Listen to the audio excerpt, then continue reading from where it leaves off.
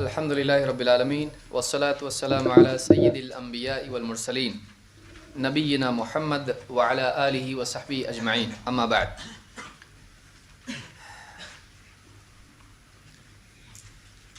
28 تک ہم نے بات مکمل کی تھی۔ اب مسئلہ نمبر 29، شرعی احکام میں حیلہ سازی۔ حیلہ کس کو کہتے ہیں؟ ایسی ترکیب جس سے اللہ کے فریضے سے فرار ہو یا اللہ تعالیٰ کی حرام چیز کو استعمال کرنے کا راستہ نکلے، یہ حیلہ ہے اور جو اسلام میں حرام ہے۔ اللہ کے نبی صلی اللہ علیہ وسلم فرماتے ہیں، لعن اللہ الیہود حرمت علیہم الشحوم فجملوها فباعوها۔ اللہ کی لعنت ہو یہود پر، ان کے لیے چربی حرام کی گئی تو انہوں نے اس کو پگھلایا اور پگھلا کر بیچ دیا۔ چربی کو پگھلایا اور پگھلا کر اس کو بیچا۔ اس حدیث کو امام البخاری اور مسلم نے روایت کیا ہے۔ اسی طرح سے آپ نے فرمایا، قاتل اللہ الیہود، اللہ تعالیٰ کی لعنت ہو یہود پر، اللہ تعالیٰ ہلاک کر یہود کو۔ حرم علیہم الشحم فباعوہ واکلوا ثمنہ، ان پر چربی کو حرام کیا گیا تو انہوں نے اس کو بیچا اور اس کی کمائی کھا گئے۔ یعنی بیچا کیسا کر کے بیچا؟ پگھلا کر۔ تو یہ حیلہ ہے کہ اگر ایک چیز حرام ہے تو اس کی شکل بدل کر اس کو حلال کر لیا جائے، استعمال کر لیا جائے اور اس سے فائدہ اٹھایا جائے۔ تو اس طرح سے حیلے اسلام میں جائز نہیں ہے۔ کون سا حیلہ؟ جس سے اللہ تعالیٰ کے فریضے سے فرار ہو یا اللہ کی حرام کی ہوئی چیز کا فائدہ اٹھانا ہو، تو آدمی اس کی شکل بدل کر۔ بعض لوگوں کو بنی اسرائیل میں اللہ تعالیٰ نے سبت کے دن شکار کرنا یا مچھلیاں پکڑنا منع کیا۔ انہوں نے کیا کیا؟ ایک دن پہلے سے جالا ڈال کے رکھتے تھے اور پھر جالے میں ساری مچھلیاں آ جاتی تھی چھٹی کے دن، اور اگلے دن جالا نکال لیا۔ تو بات تو وہی ہوئی کہ جس دن نہیں کرنا تھا اس سے پہلے انہوں نے اس کے لیے راستہ نکالا۔ تو اس طرح سے بہت سارے ہیلے ہیں۔ جیسے بعض کتابوں میں لکھا ہے کہ اگر آدمی چاہتا ہے کہ اس کی زکوٰۃ باہر نہ جائے، زکوٰۃ اس پر لازم نہ ہو، تو کیا کریں؟ سال ختم ہونے سے پہلے اپنا مال اتنا جس سے زکوٰۃ ساقط ہوتی ہے بیوی کو ہبہ کر دے، گفٹ دے دے۔ اب جب بیوی کو گفٹ دے دیا تو اس کا مال ہو گیا کم، اس پر زکوٰۃ لازم ہوئی نہیں۔ پھر جیسے واپس سے معاملہ ہو، سال پورا ہو، بیوی سے واپس لاؤ۔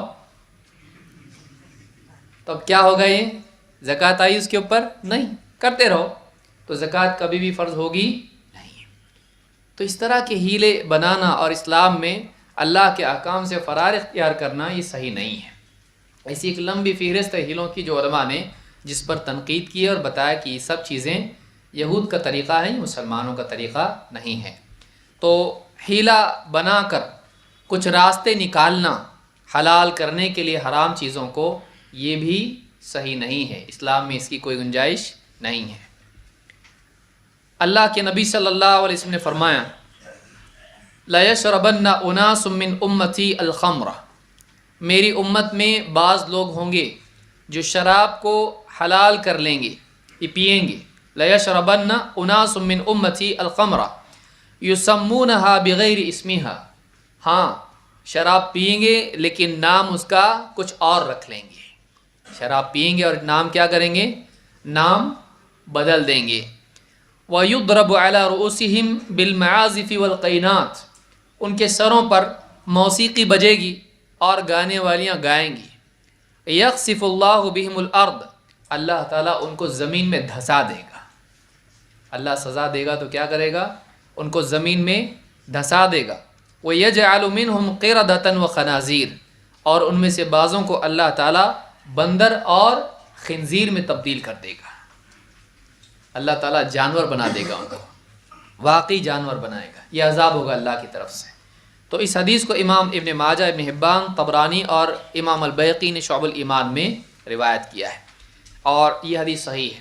اس حدیث سے معلوم ہوتا ہے کہ بعض لوگ اس امت میں ایسے پیدا ہوں گے جو شراب پئیں گے اور شراب کا نام بدل کر اس کو کیا کر لیں گے؟ حلال کر لیں گے۔ تو بہت سارے لوگ آج دیکھیے، آج کہتے ہیں بیئر سے نشہ نہیں ہوتا، جو پیے گا اس کو ہی معلوم پڑے گا نا. اور بعض لوگوں کو واقعی شراب جتنی بدتر سے بدتر بھی ہو اس سے بھی نشہ نہیں ہوتا ہے. تو تجھ کو نشہ نہیں ہوا کا مطلب یہ ہے کہ وہ حرام نہیں ہے. جو چیز نشے والی ہو کیا ہے؟ حرام ہے، چاہے تجھ کو ہو یا نہ ہو. یا یہ کہنا کہ اتنی پی سکتے ہیں جتنے سے نشہ نہ ہو، اور جہاں سے نشہ شروع ہو اتنا پینا حرام ہے. ما اسکر کثیرہ فقلیلہ حرام، جس کے زیادہ سے نشہ ہو اس کا تھوڑا بھی حرام ہے. تو یہ سب ہیلے اور یہ سب راستے نکالنا اللہ رب العالمین کی شریعت سے فرار کے اسلام میں جائز نہیں ہے.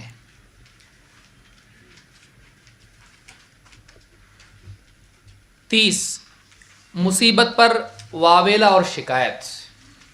ماتم کرنا، شور شرابے کرنا مصیبت پر، راضی ہونے کی بجائے اللہ سے ناراض ہونا، شکایتیں کرنا اور شور مچانا، یہ سب کیا ہے؟ برا ہے.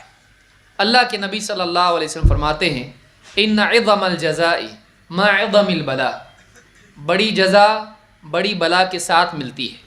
بڑی جزا جتنی بڑی بلا ہوتی ہے اس پر صبر کرنے والے کو اتنی بڑی جزا ملتی ہے.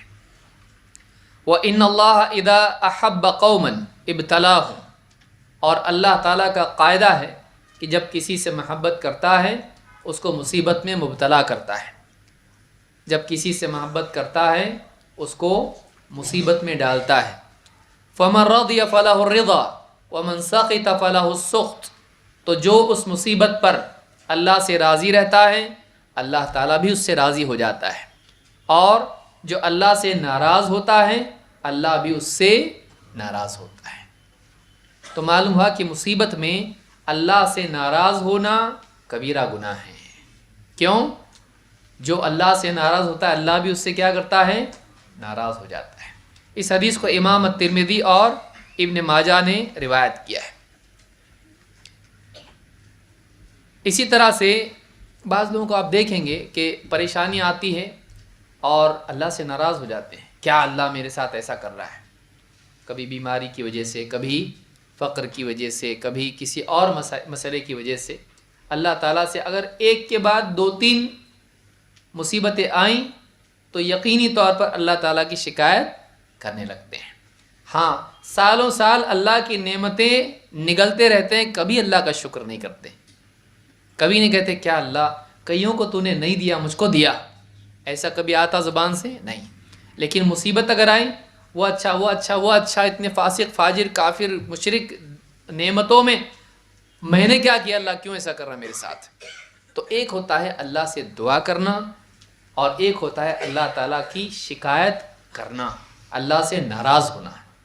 اللہ سے ناراض نہیں ہونا چاہیے. اللہ سے ناراضگی کا مطلب یہ ہے کہ اللہ کا فیصلہ غلط ہے. اللہ سے ناراض ہونے کا مطلب کیا ہے؟ صحیح چیز سے ناراض ہوتا آدمی؟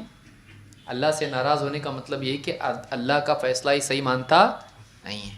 اللہ سے ناراض نہیں ہونا چاہیے، اللہ سے راضی رہنا چاہیے. ہاں، جو مانگنا ہے مانگ، ناراض ہو کے مت مانگ. تو ہے کون؟ تو ہے کون؟ تو اللہ کا غلام ہے، بندہ ہے. انا للہ و انا الیہ راجعون، یہ رضا کا کلمہ ہے جو مومن بندے کی زبان سے نکلتا ہے جب مصیبت اس پر آتی ہے. ہم تو اللہ ہی کے ہیں، اللہ کے پاس پلٹ کے جانا ہے ہم کو، سر سے پاؤں تک اللہ کے ہیں. جو چاہے تکلیف اللہ ڈالے، جو چاہے نعمت اللہ عطا کرے. ہم تو اللہ کے غلام ہیں، پوری پراپرٹی ہم اللہ کی ہیں، ساری چیز ہم سر سے پاؤں تک ہم اللہ کی ملکیت ہیں، اور پلٹ کے اسی کے پاس جانا ہے، کہیں اور بھی جا نہیں سکتے ہیں. تو ہم اللہ ہی کے ہیں. تو یہ جو مزاج ہے یہ مومن کا مزاج ہوتا ہے. نمبر 31 ظلم اور باطل میں مدد.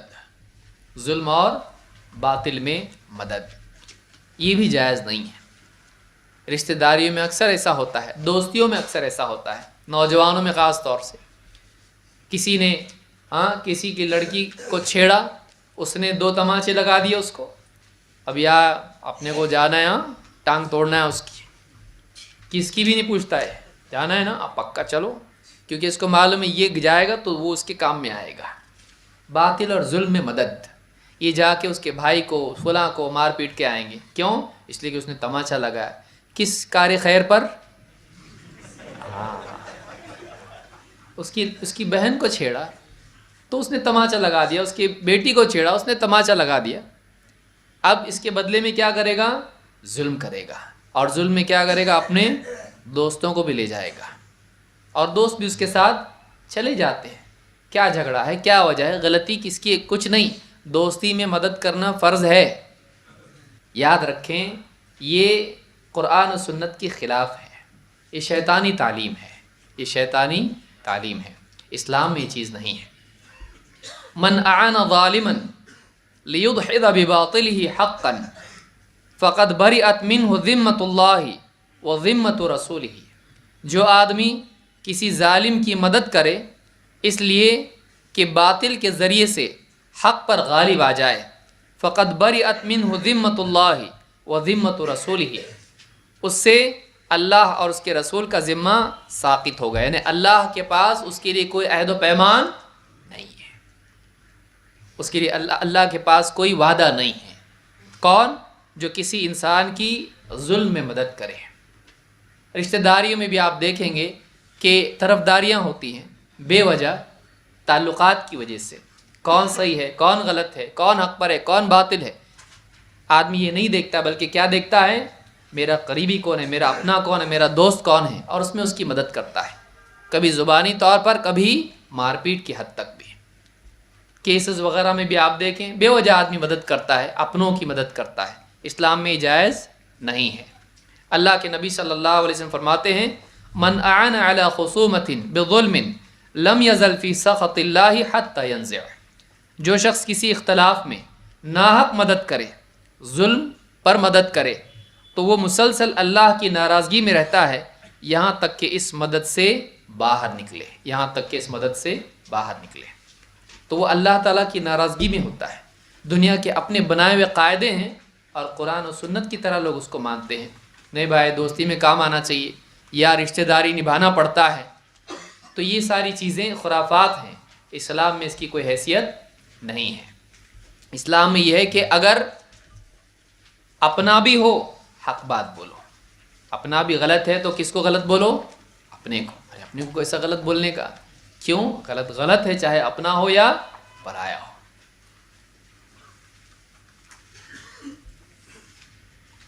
اسی طرح سے نمبر 32 زبان کی بے احتیاطی ہے.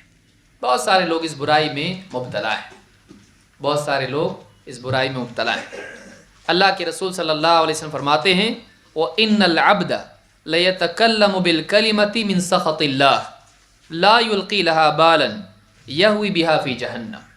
ایک آدمی اپنی زبان سے اللہ کی ناراضگی کا ایک کلمہ نکالتا ہے اور اس کو اہمیت نہیں دیتا ہے. لا یلقی لہا بالا یہوی بہا فی جہنم، اور اس کی وجہ سے جہنم کی گہرائیوں میں پھینک دیا جاتا ہے. زبان سے کچھ ایسی بات بول دی کہ جس کی پرواہ بھی نہیں کرتا ہے، لیکن اللہ تعالیٰ کو بات اتنی سخت ناپسند ہوتی ہے کہ اللہ تعالیٰ اس کی وجہ سے اس کو جہنم کی گہرائی میں ڈال دیتا ہے. لہٰذا آدمی کو چاہیے کہ اپنی زبان، آدمی دیکھیے دین کے معاملات میں بہت سارے لوگ جنت جہنم کا مذاق اڑاتے ہیں، جوک بناتے ہیں ایسے جنت جہنم کے بارے میں، قبر کے حالات کے بارے میں، حشر کے میدان کے بارے میں، انبیاء کے بارے میں، کسی اور چیز کے بارے میں. دین کے معاملات میں کبھی بھی ایسی بات نہیں بولنا چاہیے جو مناسب نہیں ہے. دین کا ادب ہو، قرآن و سنت کا ادب ہونا چاہیے، رسولوں کا ادب ہونا چاہیے. دینی احکام کا، کوئی داڑھی کا مذاق اڑا رہا ہے، کوئی اتحیات میں انگلی ہلانے کا مذاق اڑا رہا ہے، چیل اڑی کوا اڑا بول رہے ہیں، ایسا بولتے ہیں لوگ.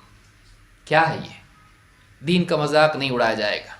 دین کی بات کی تعظیم ہونا چاہیے، دین کا احترام ہونا چاہیے.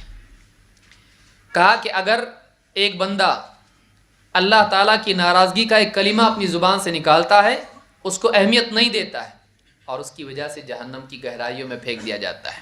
معلوم ہوا کہ زبان کی لاپرواہی انسان کو جہنم میں لے جاتی ہے.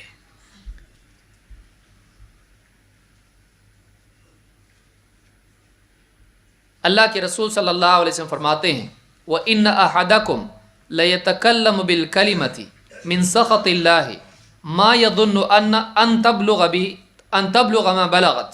آدمی زبان سے ایک کلمہ نکالتا ہے اللہ کی ناراضگی کا، وہ نہیں سمجھتا ہے کہ بات کہاں تک جائے گی، کتنی بری بات ہے، کتنی دور تک یہ جانے والی ہے. फ़यक्तुबु अल्लाहु अलैहि बिहा सक़तहु इला यौमि यल्क़ाहु, और अल्लाह ताला उस एक बात की वजह से उसकी नाराज़गी क़यामत तक के लिए उस पर लिख देता है। क़यामत तक के लिए उस पर अल्लाह ताला अपनी नाराज़गी लिख देता है। तो ये बहुत सख्त बात है आदमी को दीन के मामलात में ख़ास तौर से, और लोगों के बारे में आदमी किसी के भी बारे में कोई तोहमत की बात बोल देता है, उसके बारे में सोचता नहीं कि चीज़ कितनी संगीन है। किसी मर्द के बारे में, किसी औरत के बारे में, किसी आलिम के बारे में बोल देता है, उसकी इज़्ज़त के बारे में कुछ भी बोलता है, दीन के बारे में बोलता है, सहाबा के बारे में बाज़ औक़ात लोग बोलते हैं। आदमी को चाहिए कि बहुत ही एहतियात करें, ऐसी कोई बात अपनी ज़ुबान से न निकालें जो अल्लाह के यहाँ नाराज़गी की हो। इस हदीस को इमाम मालिक ने अपनी मुअत्ता में, इमाम अहमद, तिरमिज़ी, नसी, इब्न माजा, इब्न हिब्बान और हाकिम ने रिवायत की, और यह हदीस सही है। नंबर 33, अजनबी औरत से मुसाफ़हा। अजनबी औरत से मुसाफ़हा कॉल सेंटर में करना पड़ता है, कंपनियों में मुसाफ़ा करना पड़ता है। दिल टूटेगा, अच्छा शरीयत टूटेगी चलेगा, दिल नहीं टूटना चाहिए, दिल नहीं टूटना चाहिए। अगर पूरी जायदाद मांगेगी तुमसे तो देंगे, वॉलेट में जो भी निकाल लाओ इधर देंगे, अब दिल तोड़ेंगे, नहीं no thank you, no sorry, अब बोलेगा। अगर कोई औरत अजनबी आके मुसाफ़ा करे, या कंपनी की कोई औरत आके मुसाफ़ा करे, हाथ नहीं मिला, बहुत ख़राब लगता है, उन लोगों को बुरा लगता है। ठीक है, वो कहे ठीक है मुसाफ़ा मत करो, अपने वॉलेट में जितने पैसे सब दो, देंगे। क्या बोलेंगे, मेरे को लगते हैं ये मेरे काम के पैसे हैं, बोले मैं नाराज़ हो जाऊंगी अगर नहीं दूंगी तो क्या करेंगे, नाराज़ होना है घर को जाओ, और पैसे नहीं दूंगा अपने। कहीं ना कहीं आके आदमी सोचता है ना, नाराज़ तो नाराज़, तो दीन के मामले में क्यों नहीं सोचता ऐसा, दुनिया के मामले में क्यों सोचता है? ये दीन की कमज़ोरी की वजह से है। अल्लाह के नबी सल्लल्लाहु अलैहि वसल्लम फरमाते हैं, लअन युतअना फ़ी रअसि अहदिकुम बिमिख़यतिन मिन हदीद, तुम्हारे सर में अगर लोहे की कील ठोंक दी जाए या लोहे की सुई चुभो दी जाए, खैरुल लहू मिन अन यमस्सा इम्रअतन ला तहिल्लु लहू, ये इससे बेहतर है कि वो किसी ऐसी औरत को छुए जिसका छूना उसके लिए हलाल ना हो। सर में सुई चुभो दी जाए, कील ठोंक दी जाए, ये ज़्यादा बेहतर है इससे कि कोई आदमी किसी ऐसी औरत को छुए जिसका छूना उसके लिए हलाल नहीं है। गैर महरम को छूना जायज़ नहीं है। ईदैन में आते हैं सारे कज़िन्स, और एक दूसरे से मुसाफ़े होते हैं, लड़के लड़कियां बालिग, एक दूसरे के लिए महरम नहीं है लेकिन मुसाफ़े करते हैं, ईद मुबारक, ईद मुबारक, ईद मुबारक, जायज़ है, कोई इसका एहसास नहीं है। बोले बहन तो है, अच्छा रिश्ता भेजेगा तो निकाह भी हो सकता है। ऐसी बहन नहीं है कि जिससे निकाह नहीं होता है, ऐसी बहन है जिससे पर्दा है। लेकिन लोग ये समझते हैं साथ में खेलें हम लोग, अभी भी खेलेंगे, साथ में खेलें का मतलब क्या है? तो बच्चे थे जब ही नाक बहती थी तुम्हारी, आप बड़े हो गए ना, अब पर्दा है। बचपन में पर्दा था उसको नहीं है, तो अभी भी बच्ची है, वो अभी बड़ी हो गई है, अब पर्दा है उसका, अब छू नहीं सकता तो। लेकिन आज देखिए कि आज शादियों के अंदर हल्दी की रस्म में आप देखेंगे लड़के लड़कियां एक दूसरे को हल्दी लगाते हैं। पराई औरत का छूना कैसे जायज़ हुआ? ये जायज़ बिल्कुल नहीं है, इससे बचना चाहिए। अल्लाह के नबी सल्लल्लाहु अलैहि वसल्लम के पास औरतें बैत करने के लिए आती थीं, आप सल्लल्लाहु अलैहि वसल्लम उनसे बैत हाथों से नहीं करते थे जैसे मर्दों से करते थे। अंबिया और हुक्काम ये बैत लेते हैं, पीर साहब की बैत नहीं, पीर साहब की बैत नहीं है, वो इस्लाम में उसकी कोई हैसियत नहीं है। लेकिन हाकिम मुसलमानों का बैत लेता है, इसी तरह से नबी बैत लेते हैं, अल्लाह के नबी सल्लल्लाहु अलैहि वसल्लम से साबित है। लेकिन ये उस्ताद की बैत अबू बकर सिद्दीक़ रज़ी अल्लाह तआला ने खलीफा के तौर पर लिए, लेकिन उस दौर में हज़रत उमर दीन सिखाते थे कि नहीं लोगों को, हज़रत अबू हुरैरा सिखाते थे कि नहीं, उन्होंने लिए बैत नहीं, हाकिम बैत लेगा। तो आपके पास लोग बैत के लिए आते थे, आप मर्दों से तो हाथ मिला के बैत करते थे। औरतें, आपने फरमाया इन्नी ला उसाफ़िहुन निसा, मैं औरतों से मुसाफ़हा नहीं करता। आप सल्लल्लाहु अलैहि वसल्लम उम्मत के लिए बाप की तरह हैं। आपने क्या फरमाया, मैं तुम्हारे लिए बाप की तरह तुमको दीन सिखाता हूँ। तो अल्लाह के नबी सल्लल्लाहु अलैहि वसल्लम की बीवियाँ उम्मत की क्या हैं? माँ हैं। लेकिन आप सल्लल्लाहु अलैहि वसल्लम, आप देखिए, आप औरतों से मुसाफ़हा نہیں کرتے تھے. یہاں پیر صاحب باپ ہی کی طرح تو ہیں, بزرگ ہیں, پاؤں دبا رہے ہیں, یہاں ان کے سامنے آ کے بے پردہ بیٹھ رہی ہیں. کیا ہے یہ؟ کتنوں کی عزتیں بھی خراب ہوئی اس کی وجہ سے. تو سوچنے کی چیز ہے کہ جو یہ بابا جو ہوتے ہیں, سب کے باپ, یہ سب کی عزتیں بھی خراب کرنے والے بہت سارے اس میں ہوتے ہیں. سب کی بات نہیں کر رہا ہوں میں, ان میں سے بعض ایسے بھی ہوتے ہیں جنہوں نے عزتیں خراب کی عورتوں کی. کتنے نیوز پیپر میں اس طرح کی باتیں آئیں. نمبر 34, عورت کا بلا محرم سفر کرنا. بغیر محرم کے عورت وہ سفر کرے جس میں قصر ہوتی ہے. اللہ کے رسول صلی اللہ علیہ وسلم نے فرمایا, لا تسافر المرأة الا مع ذی محرم. کوئی عورت سفر نہ کرے مگر محرم کے ساتھ. بلا محرم کوئی عورت سفر نہ کرے.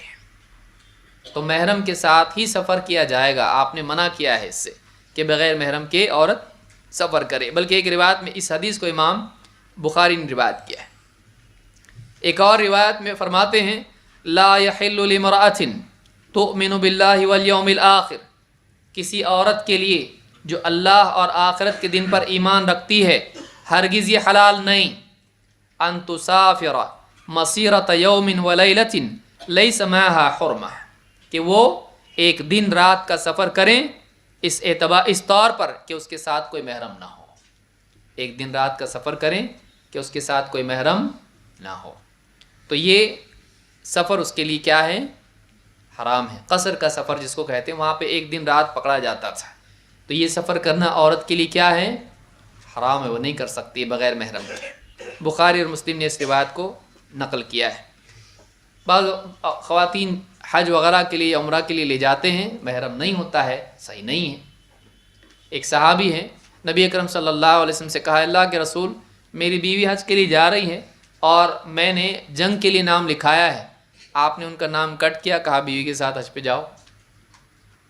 تو معلوم ہوا کہ ایسا آدمی, اس کو بھی کینسل کر کے آپ نے کیا کیا؟ بیوی کے ساتھ بھیجا. جبکہ اس زمانے میں کوئی اکیلا حج کے سفر میں جاتا تھا نہیں, قافلہ لوگ جاتے تھے. اور وہ اچھا زمانہ تھا, نیک لوگ تھے. لیکن وہاں بھی آپ نے کیا کہا؟ نہیں, تم ان کو کٹ کر کے کہا ان کا نام, جاؤ تم بیوی کے ساتھ جاؤ. لہٰذا بغیر محرم کے عورت کے لیے قصر کا سفر کرنا جائز نہیں ہے. 48 میل پر سفر ہوتا ہے, 48 میل پر قصر ہوتا ہے. اتنا سفر جو ہے جس میں قصر ہوتی ہے. امن ہے وغیرہ باتیں کوئی دلیل نہیں ہے. عورت کو چاہیے کہ محرم کے ساتھ ہی جائے. بعض اوقات ایسی حاجت اس کو آ جاتی ہے کہ کوئی نہیں ہوتا ہے ساتھ میں, تو ساتھ میں محرم ہمیشہ اس کے ہونا چاہیے. چھوٹے بچوں کو محرم بنا سکتے ہیں, اس کو ہی سنبھالنا پڑے گا. وہ کیا سنبھالے گا؟ وہ محرم نہیں, بلکہ اس کے ساتھ کوئی بڑا سمجھدار ہونا چاہیے. باپ ہے, شوہر ہے, مثلا اس کا شوہر ہے ساتھ میں ہو تو گھر کا ذمہ دار ہے, یا پھر ایسے لوگ ہوں جو محرم ہو اس کے لیے, یعنی بھائی ہے یا باپ ہے یا ایسا رشتہ دار جس سے نکاح حرام ہے. بہتر یہی ہے کہ اگر شوہر ساتھ میں ہے تو وہی جائے, نہیں تو پھر کوئی نہ کوئی محرم ہونا چاہیے. نمبر 35, موسیقی, میوزک. موسیقی اسلام میں حرام ہے. اور قوالی تو چلتی نا, اس میں دین کی بات رہتی, سب کتاب جم برابر, ہاں دل خوش ہو جاتا ہے ایک دم, میری توبہ. ہاں بعض سنے نا بہت رونا آتا, بعض اوقات بیان میں نہیں آتا, اس میں آتا. تو اور ایک بار رو, اس پہ بھی رو, کہ دینی بات سن کے نہیں آتا ہے اور وہ گانے سن کے آتا ہے, قوالی سن کے رونا آتا ہے. تو اور ایک بار رو اس کے اوپر, اپنے حال پہ رو کہ کیا ہو گیا میرے کو. یہ بہت افسوس کی بات ہے. اللہ کے نبی صلی اللہ علیہ وسلم فرماتے ہیں, وہ تو وہی ہے جسے آدمی کہے کہ کیا بات ہے کہ مولوی صاحب اتنے قصے سناتے رونا نہیں آتا, لیکن فلم دیکھے تو رونا آتا. تو کیا مطلب ہے؟ فلم اچھی ہے؟ کوئی حرام چیز تو حرام ہی رہے گی, چاہے اس دل میں کتنا ہی تاثر پیدا ہو اس کا. اللہ کے رسول صلی اللہ علیہ وسلم فرماتے ہیں, صوتان ملعونان, 2 آوازیں ہیں ان پر لعنت ہے, فی الدنیا والآخرہ, دنیا میں بھی اور آخرت میں بھی. مزمار عند نعمت ورنت عند مصیبہ, خوشی کے وقت میں نعمت پانے پر موسیقی مزمار میوزک بجانا، کب؟ جب کوئی نعمت ملے. اور ورنۃ عند مصیبت، اور مصیبت کے وقت کیا؟ مصیبت کے وقت رنہ یعنی آواز بنا کے چلا پکار کرنا، شور شرابہ کرنا، ماتم کرنا، واویلا مچانا. یہ دونوں آوازیں کیا ہیں؟ اللہ کو پسند نہیں ہیں، بلکہ دنیا اور آخرت میں ان پر کیا ہے؟ لعنت ہے. تو نعمت کے وقت میں بچے کا برتھ ڈے ہے تو میوزک، پہلے تو برتھ ڈے غلط، اوپر میوزک وہ دوسرا غلط. عید کا دن ہے میوزک، خوشی کا دن ہے. 12 ربیع الاول ہے، ٹیپو سلطان کی میوزک. ٹیپو سلطان کا 12 ربیع الاول سے کیا کنیکشن ہے بھائی؟ تو ایک ہی تو بادشاہ کی میوزک ہے اپنے پاس، دوسرے کسی کی میوزک نہیں ہے. کیا ہے یہ؟ سوچنے کی چیز ہے. کتنے معاملے، نکاح ہے، گانے بجانے لگ رہے ہیں، کوئی انگلش لگا رہا ہے، کوئی ہندی لگا رہا ہے، کوئی مراٹھی لگا رہا ہے، کوئی ناچنے کے لگا رہا ہے، کوئی پھر سلو ٹھنڈے لگا رہا ہے. بوڑھے آ رہے ہیں وہ اپنا لگا رہے ہیں، رت جگہ میں الگ ہو رہا ہے. حرام ہے. بولے کیسا ایک دم نہیں رہی میوزک تو ماتم کے جیسا لگتا، جنازہ ہے کیا؟ تو یعنی کیا کریں گے؟ یعنی میوزک بجائیں گے؟ حرام ہے وہ چیز، جائز نہیں ہے. اور اس میں کیا کیوں حرام ہے؟ مطلب کیا غلط کیا ہے؟ ایک بھی غلط گانا نہیں لگایا ہم نے. تو گانا میوزک خود غلط ہے، اس میں صحیح غلط اس میں بھی رہتا. جیسے لوگ بولتے ہیں نا کالا جادو، تو گورا جادو بھی رہتا کیا؟ بعض اوقات یعنی کسی چیز کے لیے لوگ راستے نکالتے ہیں. میوزک اپنی ذات میں حرام ہے. کیوں؟ کیا؟ کیسے؟ اللہ نے منع کیا اس سے. اللہ کا حق ہے کسی چیز سے منع کر دے، چاہے تم کو اچھی لگے، تم کو اچھی لگی، لیکن پھر بھی اللہ نے کیا کر دیا؟ حرام کر دیا. تو اللہ نے کچھ رشتے حرام کر دیے، کچھ کام حرام کر دیے، کچھ چیزیں اللہ نے حرام کر دی ہیں. اللہ تعالیٰ جس کو چاہے حرام کرے. تو بندہ ہے، تیرا امتحان اس میں ہے کہ جو اللہ نے منع کیا تو نہ کرے، چاہے تیری عقل اس کو تسلیم کرے یا نہ کرے. تو یہ حدیث بزار کی ہے اور حسن درجے کی ہے. اللہ کے نبی صلی اللہ علیہ وسلم فرماتے ہیں لَيَكُونَنَّ مِنْ أُمَّتِي أَقْوَامٌ، میری امت میں بعض لوگ ایسے ہوں گے يَسْتَحِلُّونَ الْحِرَ وَالْحَرِيرَ وَالْخَمْرَ وَالْمَعَازِفِ، میری امت میں بعض ایسے لوگ آئیں گے جو حر اور حریر یعنی زنا اور ریشم کو حلال کر لیں گے، اور خمر اور معازف شراب اور میوزک اس کو بھی حلال کر لیں گے. 4 چیزیں کیا ہیں؟ حر کا مطلب ہوتا ہے شرمگاہ، حر کا مطلب ہوتا ہے زنا حلال کر لینا، زنا حلال کر لیں گے، ریشم حلال کر لیں گے، شراب حلال کریں گے، اور موسیقی کو بھی حلال کریں گے. جس چیز کو حلال کریں گے وہ کیا ہے؟ اس کی حرمت کی دلیل کیا ہے؟ کہ وہ حلال کر لیں گے اس کو، یعنی وہ حرام ہے. موسیقی کیا ہے؟ معازف، معزف کی جمع ہے. معزف کہتے ہیں موسیقی کے آلات، میوزک، جو عام طور سے آج کل ہماری مسجدوں میں بجتی ہے. کتنا عجیب لگ رہا ہے سن کے. آج کل جو مسجدوں میں بجتی ہے وہ موسیقی ہے، موبائل کی برکت سے. موبائل فون میں ایسی میوزک رکھی ہوئی ہے کہ ایک بند ہوا تو دوسرا بند ہوا تو تیسرا. تو یہ کیا چیز ہے؟ یہ چیز حرام ہے. موسیقی حلال نہیں ہے، موسیقی حرام ہے. کالر ٹون لگا کے رکھا ہے، کوئی گانا لگا کے رکھا ہے، کوئی میوزک لگائی ہے، اور بعض اوقات آدمی یہ سمجھتا ہے کہ نماز میں حرکت نہیں کرنا چاہیے، ایسی حرکت کرنا چاہیے. میوزک لگی ہے، بج رہی اور وہ کال کرنے والا بھی ضدی. پورا ایک سائیکل ختم ہوا پھر دوسرا کال، اور یہاں پر پوری مسجد میں عصر کی نماز ہے، ظہر کی نماز ہے، ایک دم سناٹا پورا، اور امام صاحب بھی لمبی نماز پڑھا رہے ہیں. فرصت سے سب لوگوں کے کانوں میں وہ موسیقی جا رہی، میوزک کے ساتھ نماز ہو رہی ہے. تصور کیے کبھی آپ نے کہ ایک مسجد کے اندر میوزک کے ساتھ لوگ نماز پڑھ رہے ہیں؟ کوئی آدمی، کوئی غیر مسلم آ کے مسجد میں اگر ڈھول بجانے لگے، باہر سے جاتا ہے تو لوگوں کو قباحت ہوتی ہے. اس مسلمان کا کیا کریں گے جو اندر آ کے بجا رہا ہے؟ یہ برا نہیں ہے. دوسرے اگر باہر بجائیں، مسجد کے باہر کھڑے ہو کے ڈھول تاشے بجائیں، مسلمانوں کو کیسا ہو رہا ہے؟ کیا نماز کا وقت چل رہا ہے، تم لوگ یہاں میوزک بجا رہے ہیں؟ اچھا، وہ بولے گا تمہاری مسجد میں بجاتے اس کا کیا؟ اس کا کیا ہے؟ اتنا بھی شعور نہیں ہے. نیچے کی مسجد میں سائلنٹ کرتا ہوں، آج بھول گیا، تو باقی اوقات میں تو باہر بجا سکتا ہے میوزک؟ کیسے بجا سکتا ہے؟ یعنی مسجد میں منع ہے؟ بولے مسجد میں، ہاں جھوٹ نہیں بول رہا میں، یعنی باہر جھوٹ بولے گا تو؟ مسجد میں گالی نہیں دے رہا، باہر گالی دے گا تو؟ یہ ہم نے دین کو مسجد کے ساتھ جوڑ کے رکھا ہے، اور بدقسمتی سے آج بہت سارے لوگوں نے مسجدوں کو بھی نہیں چھوڑا ہے۔ تو میوزک حرام ہے، میوزک جائز نہیں ہے۔ اپنے موبائل فون کی حفاظت کریں، اس کو اپنے گناہ کا ذریعہ نہ بنائیں۔ بیٹھے بٹھائے کے گناہ ہے وہ، اور مسجدوں میں لانا اور سخت گناہ ہے۔ دیکھیے کہ آدمی باہر گناہ کر رہا ہے، یہ گناہ ہے، مسجد میں اللہ کا گھر ہے، وہاں کے گناہ کا کام کرے اور بھی برا ہے۔ مسجد میں فضول باتیں کرنا مناسب نہیں ہے، وہاں موسیقی کیسے مناسب ہو سکتی ہے؟ تو یہ چیز حدیث سے ہم کو ملتی ہے، بخاری کی حدیث سے معلوم ہوتا ہے کہ بعد کے دور میں بعض لوگ موسیقی کو حلال کر لیں گے۔ یہ بھی اس کی ایک صورت ہے کہ آج کل لوگوں کے اندر سے شعور ختم ہو چکا ہے میوزک کا، یہ بھی بری چیز ہے۔ مسجدوں میں بھی لوگوں کو اتنا احساس نہیں ہے۔ ڈسٹربنس کی وجہ سے تو لوگ ناراض ہوتے اس سے، موسیقی کی وجہ سے نہیں ہوتے۔ سمجھ میں آ رہی بات؟ نماز میں خلل ہو رہا، بھائی بند کرو، اس کی وجہ سے ناراض ہیں کہ تیری آواز فون کی جو ہے سائلنٹ رکھنا چاہیے تھا، لیکن اس سے ناراض نہیں کہ میوزک رکھتے، یہ میوزک ہے۔ تو میوزک حرام ہے کا احساس دھیرے دھیرے ختم ہوتا چلا جا رہا ہے۔ 36، خواتین کا عطر لگا کر باہر نکلنا۔ تھوڑا سا آگے ہو جائیں، پیچھے سے آنے والوں کے لیے جگہ بنائی ہے۔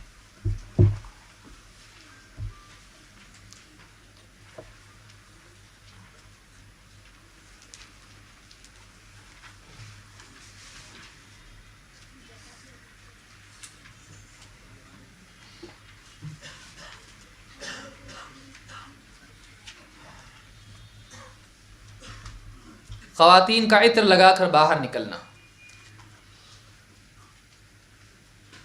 نکاح میں جانا ہے، باہر شاپنگ کے لیے جانا ہے، حتیٰ کہ بعض اوقات عید کی نماز کے لیے جانا ہے، خواتین عطر لگاتی ہیں، ان کو نہیں معلوم ہے کہ عطر لگا کے عورت کا باہر نکلنا صحیح نہیں ہے۔ اللہ کے رسول صلی اللہ علیہ وسلم نے اس پر بہت سخت بات کہی ہے۔ آپ نے فرمایا ایما امرأۃ استعطرت ثم خرجت، جو بھی عورت عطر لگائے اور پھر باہر نکلے، فمرت علی قوم لیجدوا ریحها، اور پھر کچھ لوگوں پر اس کا گزر ہو اور وہ چاہتی ہو اس لوگوں کے پاس سے گزریں تاکہ لوگ اس کی خوشبو سے کچھ حصہ پائیں، لوگوں کو اس کی خوشبو محسوس ہو، فہی زانیہ، تو یہ عورت زانیہ ہے، زناکار ہے۔ وکل عین زانیہ، اور اس کو دیکھنے والی، اس کی زینت سے لطف اٹھانے والی ہر آنکھ زانیہ ہے۔ وہ زانیہ ہے اس اعتبار سے کہ یہ لوگوں کو اپنی طرف مائل کر رہی ہے، جس کا نتیجہ زنا تک جا سکتا ہے، اور یہ لوگوں کو اپنی طرف دیکھنے کے لیے یہ ایسا کر رہی ہے، یہ آنکھ کا زنا لوگوں سے کروا رہی ہے، یہ کیا ہے؟ اس اعتبار سے زانیہ ہے۔ تو یہ بہت سخت بات حدیث میں آئی ہے، اس کو امام احمد اور نسائی اور حاکم نے روایت کیا ہے، اور حدیث حسن ہے۔ اللہ کے نبی مولا ابی رحم، جن کا نام عبید ہے، کہتے ہیں ان ابا ہریرہ لقی امرأۃ، ابو ہریرہ رضی اللہ تعالیٰ عنہ ایک عورت کے پاس سے گزرے، ان کی ملاقات ایک عورت سے ہوئی، متطیبۃ ترید المسجد، اور وہ عورت عطر لگائے مسجد کے لیے جا رہی تھی، مسجد کی طرف جا رہی تھی۔ وقال یا امۃ الجبار این تریدین، کہا اے جبار کی بندی کہاں جاتی ہے، کہاں جا رہی ہو؟ قالت المسجد، عورت نے کہا مسجد جا رہی ہوں۔ قال وَلَهُ تطیبتی، کہا کہ تو مسجد جانے کے لیے تو نے عطر لگایا؟ قالت نعم، کہا کہ ہاں۔ قال فإني سمعت رسول الله صلی اللہ علیہ وسلم يقول أيما امرأة تطيبت ثم خرجت إلى المسجد لم تقبل لها صلاة حتى تغتسل، میں نے اللہ کے رسول صلی اللہ علیہ وسلم سے سنا ہے کہ جو بھی عورت عطر لگائے، خوشبو لگائے اور پھر مسجد کے لیے نکلیں، اللہ تعالیٰ اس کی نماز ہی قبول نہیں کرتا ہے یہاں تک کہ وہ غسل کر لیں، نماز قبول نہیں۔ تو یہ بہت سخت وعید ہے کہ ایک عورت عطر لگا کے لوگوں کے درمیان جائے، اس کو عطر نہیں لگانا چاہیے. عورت کے لیے خوشبو ہے لیکن خوشبو کیسی ہے؟ ایک دم ہلکی، اور وہ بھی گھر میں استعمال کریں. یہ نہیں کہ ایک دم بھڑکی خوشبو ہو اور لوگوں کے پاس سے گزرے تو لوگ پلٹ کے دیکھیں. عورت کے لیے مناسب نہیں ہے. مقصود اس کا وہی ہے کہ مرد اس کی طرف مائل نہ ہوں. عورتیں بعض اوقات آپ دیکھیے گھروں میں تو ایسی رہتی ہیں کہ شوہر کا بھی دل دور ہو جائے، ہاں، اور باہر جائیں گی ایسی پری بن کے جائے گی کہ لوگ اس کی طرف اجنبی بھی مائل ہوں. یہ کون سا طریقہ ہے؟ یہ دلوں کے بگاڑ کا نتیجہ ہے. عورت کی خوبصورتی، اس کی زینت اپنے شوہر کے لیے ہے. ٹھیک ہے، اور باہر جا رہی ہے، سہیلیوں میں جا رہی، زینت اختیار کرے، کوئی منع نہیں ہے، لیکن پردے کے ساتھ میں. لیکن پرائے مردوں کے لیے زینت اختیار کرنا یہ اسلام میں حرام ہے، اور یہ اس عورت کی اس کی شخصیت کو مجروح کرنے والی چیز ہے. یہ کردار کی خرابی کی علامت ہے. امام احمد، ابو داؤد، ابن ماجہ اور امام ابن خزیمہ نے اس کو روایت کیا، اور الفاظ ابن ماجہ کے حدیث حسن ہے. نمبر 37، بلا حاجت لوگوں سے مانگنا. بلا حاجت لوگوں سے مانگنا، حاجت نہیں ہے، جھوٹ موٹ بول کے بہت پریشان ہوں، وہ ایسا ہوں کر کے لوگوں سے مانگنا، سوال کرنا، یہ بھی اسلام میں حرام ہے. اللہ کے نبی صلی اللہ علیہ وسلم فرماتے ہیں ما یزال الرجل یسأل الناس حتی یأتی یوم القیامت لیس فی وجہہ مزعۃ لحم. ایک آدمی لگاتار لوگوں سے مانگتا رہتا ہے یہاں تک کہ قیامت کے دن جب وہ آئے گا تو اس کے چہرے پر گوشت ہی نہیں ہوگا. یہ اپنے ہاتھوں سے اپنا گوشت نوچ رہا ہے. چہرہ انسان کی شخصیت ہے، اس کی عزت ہے. وہ آدمی اپنے ہاتھوں اپنی عزت خراب کر رہا ہے. قیامت کے دن اس کا چہرہ کیا ہوگا؟ گوشت ہی. اس کے چہرے پر بدنما چہرہ لے کے وہ قیامت کے دن آئے گا، کیونکہ دنیا میں اس نے خود اپنی عزت کو خراب کیا. یہ حدیث بخاری اور مسلم میں موجود ہے. تو یہ بھی اسلام میں جائز نہیں ہے کہ ایک آدمی، بہت سارے لوگ ہوتے ہیں مسجد میں اعلان کیا ادھر میں فلاں گاؤں کا ہوں، جانے کے لیے بس کے لیے پیسے نہیں ہیں، لوگوں نے جمع کیا، دے دیا اس کو. ٹرین کے لیے ٹکٹ نہیں ہے، دے دیا اس کو. اگلے 2-3 دن کے بعد دوسری مسجد میں، 30 کے بعد تیسری مسجد میں، تو کون سا پلین سے جا رہا اپنے گاؤں کو؟ کون سا ٹکٹ جمع کر رہا بھائی تو گاؤں یہاں بھی دکھا، وہاں بھی دکھا، مطلب کیا ہے؟ کتنے پیسے جمع کرنا چاہتا ہے؟ ایسے کئی لوگ ہیں. ضروری نہیں کہ ہر آدمی جھوٹا ہو، لیکن بہت سارے لوگ ایسے پکڑے جاتے ہیں، اور یہ لوگ ان لوگوں کے راستہ بند کرتے ہیں جو واقعی حقدار ہوتے ہیں. لہٰذا یہ چیز جائز نہیں ہے. کئی لوگوں نے کاروبار بنا رکھے ہیں. بعض لوگ تو مانگنے والے ایسے ہیں کہ ان کے گھر کرائے پہ ہیں، اتنے پیسے والے ہیں کہ گھر خریدیں، گھر کرائے پہ دیے، وہ آتا، لیکن یہ چھوڑ رہا کیوں نہیں؟ فیملی بزنس ہے. اللہ المستعان. یہ فیملی بزنس ہے اس کا، تو نہیں چھوڑتے اس کو. اس کے بعد پھر فلاں بیٹا چلتے رہتا فیملی کے اندر. آپ جاؤ، بہت ساری جاؤ مت درگاہوں پہ، آپ دیکھو درگاہوں پہ دیکھو آپ، مانگنے کے سیڑھیوں کے کیا کہیں گے اس کو، دکان ہے، وہ مانگنے کی دکان. اس سیڑھی کا وہ کرایہ دیتا ہے، ہفتہ دیتا ہے، اور اس پہ مانگتا ہے. اب سوچئے، اچھا وہ کبھی بیمار ہو یا چھٹی پہ اس کو جانا ہو تو دوسرے فقیر کو وہ کمیشن پہ دے کے جاتا ہے. اللہ اکبر، کیا ہے یہ؟ اور مسلمان قوم کو دوسرے کیا نگاہ سے دیکھتے ہیں؟ ان کے پاس بھکاری بہت زیادہ ملتے ہیں. مسجد کے بعد بھکاری، ان کے بعد فقیر، وہاں فقیر، یہاں فقیر، جہاں فقیر، سب مسلمان فقیر. یہ دیکھ کے بعض غیر مسلموں نے بھی اسلامی لباس اختیار کر کے فقیری شروع کر دی مسلمانوں کی بستیوں کے اندر. لوگوں نے پکڑا ان کو،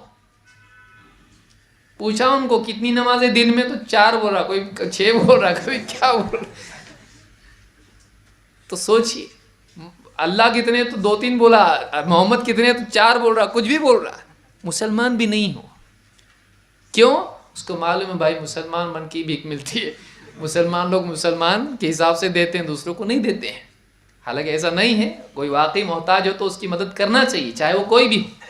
لیکن آج دیکھیے کہ مسلمانوں میں فقیر کتنے زیادہ کیوں ہو گئے؟ اس لیے کہ شعور ختم ہو گیا اس چیز کا، اور ضرورت مند نہیں بھی ہے تو آدمی مانگ رہا، واقعی ضرورت مند ہے اور وہ مانگے، اس پہ کوئی گناہ نہیں، لیکن اس کو یہ نوبت آ رہی ہے، یہ بھی مسلمانوں کے لیے ایک لمحہ فکریہ ہے کہ ایک مسلمان بھیک مانگنے کی نوبت اس کو آئی اور آپ جو ہے اس کی مدد نہیں کر رہے۔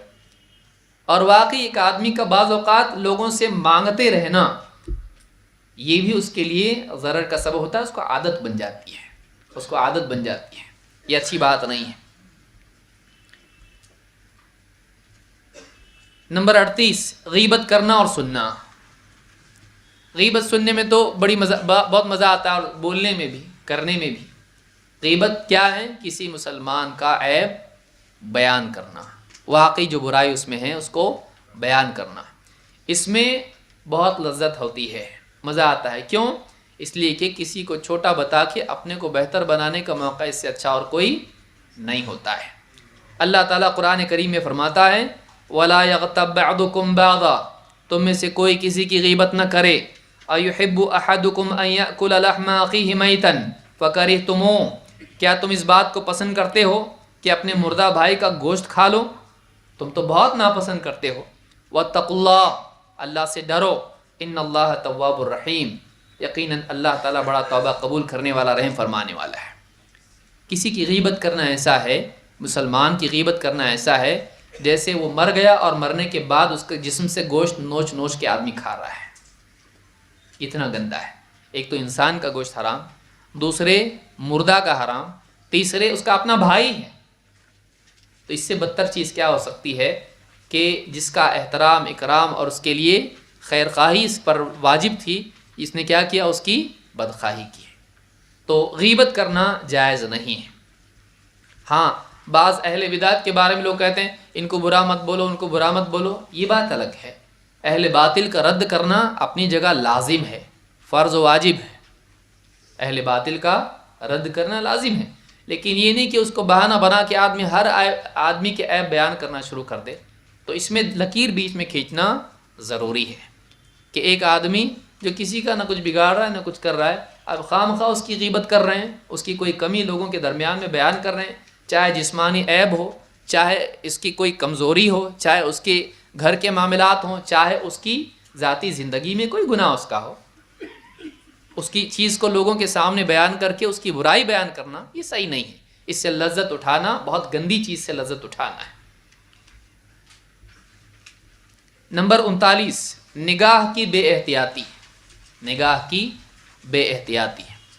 اللہ کے نبی صلی اللہ علیہ وسلم فرماتے ہیں فَالْعَيْنَانِ زِنَاهُمَا النَّظَرُ، فَالْعَيْنَانِ زِنَاهُمَا النَّظَرُ، دونوں آنکھیں ان کا زنا دیکھنا ہے، یعنی ایسی چیز جس کا دیکھنا اللہ تعالیٰ نے حرام کیا ہے۔ کسی غیر محرم پر نظر ڈالنا یا بے حیائی کی چیزیں دیکھنا، یہ کیا ہے؟ یہ آنکھ کا زنا ہے۔ تھوڑی دیر پہلے آپ نے پڑھا کہ وہ ہر آنکھ جو اس کو گھورے اس عورت کو، یہ کیا ہے؟ وہ زانیہ ہے۔ تو آنکھ سے بھی زنا ہوتا ہے۔ آنکھ سے آگے آئیے، تھوڑا سا آگے ہو جائیے، تھوڑا سا آگے، آنے والوں کے لیے جگہ بنائیے۔ بہت سارے لوگ ابھی بعد والے جو ہیں کمپنیاں وغیرہ وہاں سے چھوٹ کے آئیں گے، تو آپ لوگ ان کو جگہ بنائیے، تھوڑی ناراض نہ ہو، آئیے آگے۔ اور وہ جگہ پکڑ کے بیٹھنے میں کچھ نہیں ہے، آئیے آگے، کرایہ آپ نے نہیں دیا اس کا، پکڑ لیتا آدمی ہلتا نہیں، کوئی بھی اس سے کہتا ہاں چلو چلو آگے چلو۔ اچھا، ضروری نہیں کہ ایک بار آپ ہلے تو اس کا مطلب، اب کچھ لوگ جگہ پہ ہلتے کیا کس کو دھوکہ دے رہے بھائی؟ جگہ پہ ہل کے ادھر ہی، ارے سامنے والا آگے چلا گیا، پیچھے پلٹ کے دیکھتا کہاں ہلے تم، لیکن آئے نہیں آگے۔ موومنٹ ہے لیکن پروگریس نہیں۔ اللہ اکبر۔ آنکھوں کا صحیح استعمال ہو، اور آج اس دور میں یہ چیز بہت زیادہ اس کا بگاڑ ہے۔ واٹس ایپ، فیس بک، یوٹیوب، انٹرنیٹ، اس کے ذریعے سے یعنی ایک آدمی دن بھر میں کتنی خرافات اپنی آنکھوں سے دیکھ رہا ہے، کتنی بے حیائی کی چیزیں اس کے سامنے آ رہی ہیں، لیکن وہ سمجھ رہا ہے کہ اس میں کوئی برائی نہیں ہے۔ کوئی چیز یوٹیوب پہ ہے اس کا مطلب وہ حرام نہیں، ایسا ہے؟ ایک پرائی عورت کو دیکھنا اسلام میں کیسے جائز ہو سکتا ہے جبکہ وہ پردے میں نہیں ہے؟ پردے میں ہو تو بھی اس کو دیکھنا مناسب نہیں ہے. تو بے پردہ عورت ہے اور بے حیائی کا لباس پہنے ہوئے ہے اور آدمی پورا دیکھ رہا ہے اس کو. نیوز کے نام پہ ساری خرافات اور سارے ایڈورٹیزمنٹ دیکھ رہا ہے. میچ کے ضمن میں درمیان میں جو آ رہے ہیں فصل میں وہ ساری ایڈورٹیزمنٹ دیکھ رہا ہے، فلمیں دیکھ رہا ہے. گھر پہ بیٹھ کے ٹیلی ویژن لگایا، کیوں لیا تھا؟ فلانا اسلامک چینل کہے گا تیرا چینل، پورا دن بھر دوسری خرافات تو دیکھ رہا ہے. ٹی وی لیا، نیٹ ورک خریدا تو نے، اتنا بڑا گھر کے اوپر لگایا اور اس کے بعد گھر میں کہتا ہے کہ میں دین لانے کے لیے. کتنے لوگ دیکھ رہے ہیں اس کو؟ گھر کے اندر گانے بج رہے ہیں. ایک گھر کے اندر یعنی مشرکانہ تہوار بھی منائے جائیں، اسی گھر کے اندر عیسائیوں کی بھی ہو، مشرکین کی بھی عبادت ہو، سب کچھ ہو، ناچ گانے ہو، کلب اس کے گھر کے اندر ہو. کبھی سوچا ہے آپ نے ایسا؟ آج مسلمان کے گھر میں ہو رہا ہے. کسی فلم میں پوجا ہو رہی، کسی فلم میں چرچ دکھایا جا رہا ہے، کسی فلم میں ننگا ناچ ناچا جا رہا ہے، اس میں کلب ہو رہا ہے، اس کے اندر کیا کیا ہو رہا ہے اس کے اندر. یہ ساری چیزیں گھر کے اندر ہو رہی ہے. اس کے کیسے صحیح ہو سکتا ہے یہ؟ آنکھوں کی حفاظت کریں، نگاہوں کی حفاظت کریں، خاص طور سے میڈیا کے راستے سے. باہر تو آدمی بعض اوقات نہیں بھی کر پاتا ہے، میڈیا کے راستے سے غلط کاری کرتا ہے، اپنے دل کی تسکین کرتا ہے. جائز نہیں ہے، حرام ہے یہ چیز، بچنا چاہیے اس سے. ایسی لذت اسلام میں حرام ہے. کسی کو شہوت زیادہ نکاح کرے اگر وہ، لیکن یہ شہوتیں اس طرح سے پوری کرنا جائز نہیں ہے. آنکھوں کی تسکین، کئی زنا ہو گئے اس کی وجہ سے. فلمیں یہ وہ دیکھ کر زنا تک لوگ چلے گئے، زنا تک چلے گئے. بعض اوقات محارم سے زنا ہو جاتا ہے. اتنا زیادہ شہوت ہے کہ بچیوں کے ساتھ زنا کیا انہوں نے، 6 سال کی بچیوں کے ساتھ میں. کہاں جا رہا ہمارا سماج؟ کیوں؟ آنکھوں کا زنا. اللہ نے فرمایا قل للمؤمنین یغضوا من ابصارهم ويحفظوا فروجهم ذلك ازکیٰ لهم. ایمان والوں سے کہو اے نبی کہ اپنی نگاہوں کو نیچا رکھو اور اپنی شرمگاہوں کی حفاظت کریں، یہ ان کے لیے زیادہ پاکیزگی کی چیز ہے. شرمگاہوں کی حفاظت کو نمبر 2 پر رکھا، نگاہوں کو جھکانے کو نمبر 1 پر رکھا. کیوں؟ اس لیے کہ یہ سبب اور نتیجے کا تعلق ان کے درمیان ہے.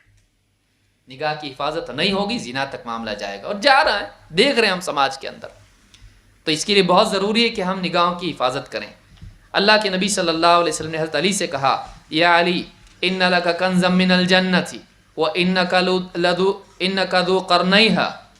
اے علی تمہارے لیے جنت میں ایک خزانہ ہے، یہاں پہ ترجمے میں نہیں آیا ہے. وانک ذو قرنیھا، اور تمہارے لیے جنت میں کیا ہے؟ 2 قرن ہیں. فلا تتبع النظرۃ النظرہ.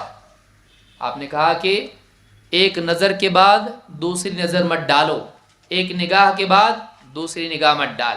کسی عورت پر نگاہ پڑ گئی، پہلی نظر پڑ گئی، اس کے بعد پھر سے اچانک کسی پہ نظر پڑی اور پھر پلٹ کے دیکھ رہا ہے، خوبصورت عورت ہے. پہلی مرتبہ غلطی سے، دوسری مرتبہ غلطی کی اصلاح کے طور پر.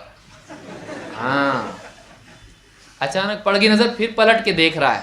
نہیں، پہلی نظر کے بعد تو اچانک نظر تھی، دوسری نظر تیرے ارادے کے ساتھ ہے، اس کو دیکھنے کا ارادہ دوسری نظر میں ہے. آپ نے کہا فَإِنَّمَا لَكَ الْأُولَى وَلَيْسَتْ لَكَ الْآخِرَةُ. پہلی نگاہ تو تیری ہے، دوسری نگاہ تیری یعنی تیرے حق میں نہیں ہے، وہ تیرے خلاف ہے. پہلی نگاہ پر تو چھوٹ جائے گا، کوئی گناہ نہیں ہے، لیکن دوسری نگاہ گناہ والی، کیونکہ اس کے پیچھے کیا ہے؟ تیرا دیکھنے کا ارادہ ہے. کتنے لوگ چوک میں بیٹھے رہتے ہیں، آتی جاتی عورتوں کو دیکھتے رہتے ہیں اور اپنے دل کی تسکین اسی میں کر لیتے ہیں. یہ جائز نہیں ہے. دوسروں کی بہو بیٹیوں کو گھورنا اسلام میں حرام ہے. یہ نہیں کہ مسلمان کو نہیں دیکھ سکتے، غیر مسلم کو دیکھ سکتے، نہیں، کسی کی بھی بہو بیٹی ہے اس کو دیکھنا کیا اسلام میں حرام ہے. اس حدیث کو امام احمد نے روایت کیا ہے. نمبر 40، شوہر کی ناشکری اور نافرمانی. شوہر کی ناشکری. ابن عباس رضی اللہ تعالیٰ فرماتے ہیں قال النبی صلی اللہ علیہ وسلم اریت النار فاذا اکثر اہلها النساء. مجھے جہنم کی آگ دکھائی گئی تو میں نے دیکھا کہ جہنم میں لوگوں کی اکثریت عورتیں ہیں. جہنمیوں کی اکثریت کون ہیں؟ عورتیں. یکفرن، وہ کفر کرتی ہیں. قیل ایکفرن باللہ، آپ سے پوچھا گیا کہ اللہ کے رسول وہ اللہ کا کفر کرتی ہیں، اللہ کا انکار کرتی ہیں؟ کفر کے معنی کیا ہے؟ انکار۔ قال یکفرن العشیر و یکفرن الاحسان، کہا کہ اپنے شوہر کی ناشکری کرتی ہیں، اس کے احسان کا انکار کرتی ہیں۔ کیا کرتی ہیں؟ اللہ کا انکار نہیں کرتی ہیں، لیکن شوہر کے احسان کا انکار کرتی ہیں۔ کیسے؟ آپ نے بتایا لو احسنت الی احداہن الدہر ثم رأت منک شیئا، اگر تو ایک زمانے تک اس کے ساتھ بھلائی کا سلوک کرتا رہے پھر اچانک کوئی برائی تیری ذریعے سے اس تک پہنچے، وہ تیرے اندر کوئی برائی دیکھے، تکلیف تیرے ذریعے اس کو پہنچے، قالت ما رأیت منک خیرا قط، فوراً کہہ دیتی ہے کہ میں نے تم سے کبھی بھلائی نہیں دیکھی، مجھے تم سے کبھی بھلائی نصیب نہیں ہوئی۔ تو یہ جو چیز ہے یہ انسان کو جہنم میں لے جاتی ہے کہ ایک انسان ناشکری کرے، اور خواتین میں یہ چیز زیادہ پائی جاتی ہے، اس اعتبار سے ان کو بطور مثال ذکر کیا گیا، ورنہ مردوں کے لیے بھی یہ برائی ہے کہ ایک انسان ناشکری کرے، شکر نہ کرے، اور بلکہ سارے احسانات کو بھلا کر ان کی ایک غلطی، ایک کمی کی وجہ سے انسان ساری خوبیوں کو، سارے احسانات کو، ساری بھلائیوں کو بھلا دے اور شکایت لے کر بیٹھ، یہ اصل عیب ہے جس کی وجہ سے وہ جہنم میں جائیں گی۔ تو اس حدیث کو امام البخاری اور مسلم دونوں نے روایت کیا ہے۔ عمر ابن حارث ابن مستلق کہتے ہیں کان یقال، یوں کہا جاتا تھا، اشد الناس عذابا اثنان، سب سے زیادہ شدید عذاب دو لوگوں کو ہوگا، امرأۃ عصت زوجہا، ایک وہ عورت ہے جس نے اپنے شوہر کی نافرمانی کی، عورت جو شوہر کی نافرمانی کرتی ہے، وہ امام قوم وہم لہ کارہون، اور ایسا امام کہ لوگ اس کی امامت سے ناراض ہوں، اس سے ناراض ہوں اور پھر بھی امامت کرے لوگوں کی۔ تو یہ دونوں لوگ کیا ہیں؟ ان پر سخت عذاب ہوگا قیامت کے دن۔ ان میں ایک کون ہے؟ عورت جو شوہر کی نافرمانی کرے۔ کتنی خواتین ہیں جو شوہر کی نافرمانی کرتی ہیں، نہیں مانتی اس کی بات کو، گناہ کی بات تو نہیں ماننا چاہیے، لیکن اس کی واقعی باتیں جو صحیح ہیں وہ ضرور ماننا چاہیے، خاص اس وجہ سے بھی کہ وہ شوہر ہے۔ الرجال قوامون علی النساء، مرد عورتوں پر قوام، نگراں، سرپرست، حاکم ہیں، گھر کا ذمہ دار، بڑا، گھر میں فیصلے دینے والا مرد ہے، عورت کو چاہیے کہ اس کی بات مانے۔ اور وہ دوسرا امام جو لوگوں کو زبردستی امامت کرائے جبکہ لوگ ناراض ہیں اس سے، علماء نے کہا اس میں مراد یہ ہے کہ شرعی وجہ سے ناراض ہو، یہ نہیں کہ لوگ اس سے ناراض ہو کسی بھی وجہ سے اور پھر وہ امامت چھوڑ دے، نہیں، شرعی وجہ اگر کوئی ہے، واقعی ان کی ناراضگی ویلڈ اگر ہے اور پھر بھی وہ غلط طریقے سے ان کی امامت کرتا ہے، تو لوگ جو ہیں اگر ناراض ہیں اس سے تو یہ آدمی گناہ گار ہے۔ اس حدیث کو امام ترمذی نے روایت کیا ہے۔ نمبر 41، نماز میں تاخیر، بلا وجہ نماز کو ٹالتے رہنا، اس کے وقت سے ٹالنا اور ایسے وقت میں ادا کرنا جبکہ وقت ختم ہونے میں ہو اور ایک دم گناہ کا وقت شروع ہو چکا ہو۔ اللہ کے نبی صلی اللہ، خاص طور سے عصر کی نماز، آپ نے فرمایا تلک صلاۃ المنافق، یہ منافق کی نماز ہے، یجلس یرقب الشمس، بیٹھا سورج کو تاکتا رہتا ہے، سورج کو تکتا رہتا ہے، حتی اذا کانت بین قرنی شیطان قام فنقرها اربعا، بیٹھا رہتا ہے یہاں تک کہ جب اس شیطان کے دو سینگوں کے درمیان سورج پہنچ جاتا ہے تو کھڑا ہوتا ہے اور 4 ٹھونگے لگا دیتا ہے۔ فنقرها جیسے پرندہ، کوا ٹھونگ لگاتا ہے، اسی طرح سے چونچ مارتا ہے، اسی طرح سے 4 سجدے کر لیتا ہے۔ احمد کی روایت میں ہے فنقرها نقرات الدیک، جیسے مرغا اپنی چونچ زمین پر مارتا ہے دانا چگتے وقت، بس ایسے ہی نماز تیز تیز پڑھ لیتا ہے۔ لا یذکر اللہ فیہا الا قلیلا، اور اس میں اللہ کو نہیں کے برابر یاد کرتا ہے، اس کا یاد کرنا گویا کہ بالکل ہی سرے سے نہ ہو، اتنا کم اللہ کو یاد کرتا ہے۔ تو یہ مسلم کی روایت ہے، اس سے معلوم ہوتا ہے کہ یہ بھی نفاق کی علامات میں سے ہے کہ ایک انسان نماز کو بلا وجہ اتنا تاخیر کرے کہ اس کا گناہ کا وقت ہو جائے، ختم کے قریب پہنچ جائے، اور پھر اس کے بعد نماز پڑھے، خاص طور سے کون سی نماز؟ عصر کی نماز، کیونکہ یہاں پر کون سا ذکر آ رہا ہے؟ سورج ڈوبنے کا وقت ہو رہا ہے۔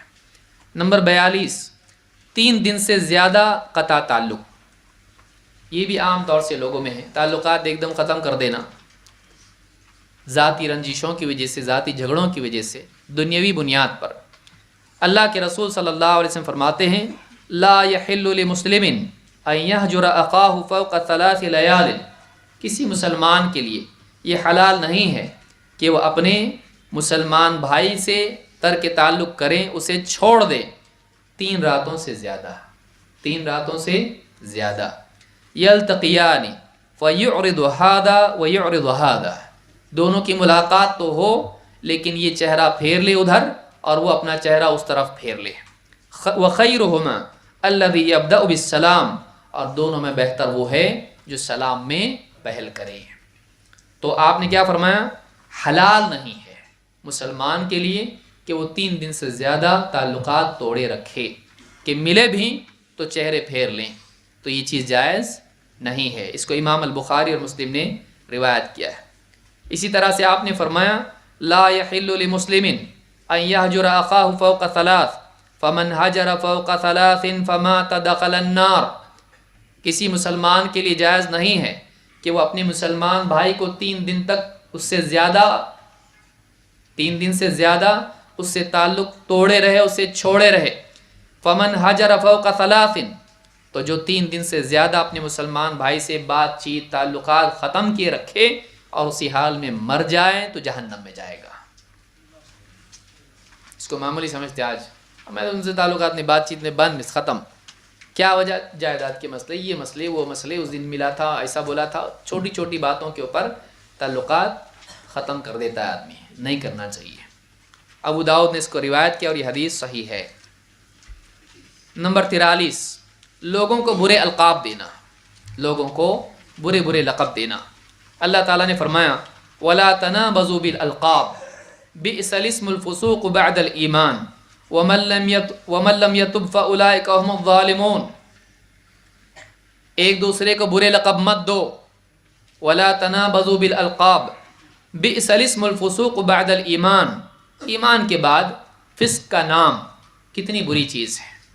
علماء نے کہا 2 مطلب ہے، کسی مسلمان کو فاسق کہہ کے پکارنا جبکہ وہ ایمان والا ہے، کتنی بری بات ہے، یا کسی ایمان والے کو برا لقب تم دو اور اس کے نتیجے میں اللہ کے پاس تم ایمان والے کی بجائے فاسق قرار پاؤ۔ اللہ نے ایمان والا نام دیا ہے، مومن نام دیا ہے، مسلم نام دیا ہے، اور تم کیا ہو جاؤ اس کی وجہ سے؟ فاسق، تو کیسی بری بات ہے۔ وَمَن لَّمْ يَتُبْ فَأُولَٰئِكَ هُمُ الظَّالِمُونَ، اور جو اب بھی توبہ نہ کریں تو ایسے ہی لوگ ظالم ہیں، ایسے ہی لوگ کیا ہیں؟ ظالم ہیں۔ تو اللہ تعالیٰ نے ایسے انسان کو ظالم قرار دیا جو لوگوں کو برے لقب دیتا ہے اور لوگوں کو فاسق، فاجر یا اس طرح کے نام دیتا ہے۔ ایسا کرنا صحیح نہیں ہے۔ بے وجہ کسی کو بھی بدعتی بنا دیا، بے وجہ کسی کو اس سے بڑھ کے کافر بنا دیا، اب تھوڑی دیر پہلے آپ دیکھ چکے ہیں۔ اس طرح کے برے القاب دینا لوگوں کو، یا کسی کی جسمانی عیب کی وجہ سے اندھا، لنگڑا، کانا وغیرہ اس کو عیب دینا، یہ بھی جائز نہیں ہے۔ کسی کا مذاق بنا کر اس کو کچھ بھی نام دے دینا، یہ صحیح نہیں ہے۔ بعض اوقات کسی انسان کو کوئی آدمی حقیقت میں چھوٹا نہیں کر پاتا تو اس کو برا لقب دے کر اس کو غلط ثابت کرنے کی کوشش کرتا ہے، جیسے انبیاء کو لوگ کرتے تھے۔ نبی صلی اللہ علیہ وسلم کو کوئی کاہن کہہ رہا ہے، کوئی جادوگر کہہ رہا ہے، کوئی دیوانہ کہہ رہا ہے، کوئی شاعر کہہ رہا ہے، کوئی کچھ اور کہہ رہا ہے، کوئی جھوٹا کہہ رہا ہے، تو آدمی کسی کو القاب دے کر چھوٹا بنانے کی کوشش کرتا ہے، جب حقیقت میں اس کا کچھ بگاڑ نہیں پاتا ہے، غلط ثابت نہیں کر پاتا ہے تو برے لقب دیتا ہے۔ اسلام میں جائز نہیں ہے، مذاق میں بھی نہیں اور ناراضگی میں بھی نہیں۔ امام النووی رحمۃ اللہ علیہ فرماتے ہیں اللہ تعالیٰ نے فرمایا وَلَا تَنَابَزُوا بِالْأَلْقَابِ، کہتے ہیں وَاتَّفَقَ الْعُلَمَاءُ عَلَى تَحْرِيمِ تَلْقِيبِ الْإِنسَانِ بِمَا يَكْرَهُ، علماء کا اس پر اتفاق ہے کہ کسی انسان کو ایسا لقب دینا حرام ہے جو اسے پسند نہ ہو۔ ایسا لقب کسی انسان کو دینا حرام ہے جو اسے پسند نہ ہو، اس کی موجودگی میں بھی نہیں اور اس کی غیر موجودگی میں بھی نہیں۔ نمبر 44، اوندھے منہ سونا، یہ غلط ہے، غلط ہے۔ یہ اوندھے منہ سونا یہ کیا ہے؟ औंधा सोना जिसको बोलते हैं ना, चेहरा हाँ और सुरीन ऊपर की तरफ, ये हराम है, ये जायज़ नहीं है। अबू दर रदी अल्लाह ताला अन्हु की रिवायत है, कहते हैं मर रबी अन्नबी सल्लल्लाहु अलैहि वसल्लम व अना मुत्तजिउन अला बतनी, नबी अकरम सल्लल्लाहु अलैहि वसल्लम का गुज़र मुझ पर हुआ, मेरे पास से गुज़रे तो मैं लेटा हुआ था अपने पेट के बल, अपने पेट के बल औंधा लेटा हुआ था। फ़रक़दनी बिरिजलिही, आपने पाँव से ठोकर मार के मुझको उठाया, मुझको जगाया। वक़ाल या जुनैद इन्नमा हादिही ज़िजाअतु अहलिन नार, कहा ए जुनैद, ये लेटना, ये सोने का तरीक़ा जहन्नमियों का तरीक़ा है। ये नहीं कि जहन्नम में सोएंगे, बल्कि ऐसा सोने वाले जहन्नम में जाएंगे।